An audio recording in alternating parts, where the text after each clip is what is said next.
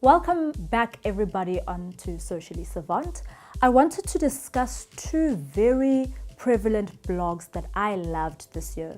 I loved the camaraderie behind the writing of the blogs because I discussed it with a few friends, and I also really loved the comments that were given to me after. And the first one is racism in the church. And if you go and check it out, I quote Dr. Toni Morrison in the blog. However, I just wanted to discuss how I got to writing this blog. I felt like a lot of young people, particularly Black young people, are going to churches and we love our spiritual journey. However, there is nothing that is familiar at the pulpit, or what comes out at the pulpit is not familiar to us. The life stories are not familiar to us. And I just felt like beyond what comes out in the pulpit, it's the engagement thereafter. At the coffee stations, having tea and coffee, there's just certain remarks that you're just so over hearing in your regular life, and you're just hoping that you would not hear them in the church context, but sadly we do.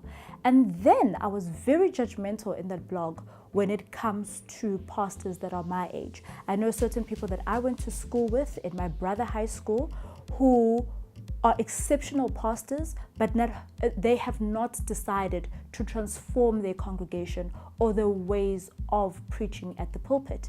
And I'm placing a challenge to anybody who is a pastor or in a pastoral manner that is at the age of 40 and younger to really assess what are you saying and what are you doing and how does your congregation look. It's not enough that your posts on Instagram look colorful, if I can put it that way. It's not enough that you have dots of black in your congregation. It really takes a lot for a pastor and a person in leadership to actually engage with people and find that out.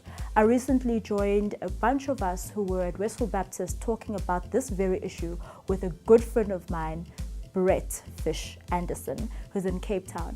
And we really dug deep. And what I realized is that there is this awareness, but there's a fear around this topic, and there's a fear of how are we going to dissect this very elephant that's in the room per se. And I really am encouraging pastors, and I'm pleading with pastors that as much as it's difficult, as much as it's a power struggle, I really hope that you can sit in your meetings and start talking about how you're going to address this, because it is a serious issue. So all the best to those who are pastors. If you need to engage with me, you know where to find me. You can find Socially Savant on Twitter, Instagram, and on Facebook, or you can find me on Facebook as Slindile Mbali Ndlovu. And then another topic that I got a lot of positive feedback on was the topic about privilege and being a domestic worker's daughter in an opulent suburb called Westville. And I loved the feedback because it came from other people who were domestic workers' kids, and also those who were unaware that my childhood was like that, where you were surrounded by opulence, but you couldn't actually touch it. It wasn't your family's opulence, it was somebody else's opulence, and you had to respect that space. But at the same time, I must applaud the people that my mother worked for over the years, because we never felt less than. And I do say that in my blog. We felt like part of the family. Not every single child has that experience as a domestic worker's child, but I was lucky enough to have that encounter.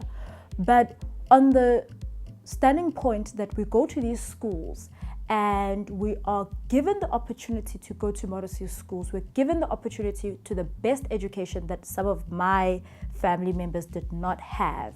And what the difficulty then is when schools are asking us to donate or go in these camps, and there's just money that's needed. And sadly, those schools will never know the homes that we come from. And I have to applaud our mothers, our fathers who have worked in these conditions and have had to give us the best that they can. And my lesson from this blog was my mother gave me the best that she could at the time, even though it was not enough. It was the best that she could give. And I've got to love and respect her for that.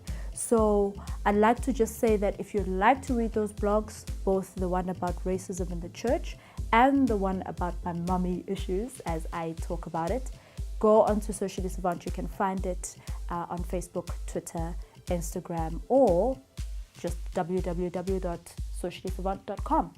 Otherwise, thank you very much for the support and thank you for watching thus far. Let's talk soon.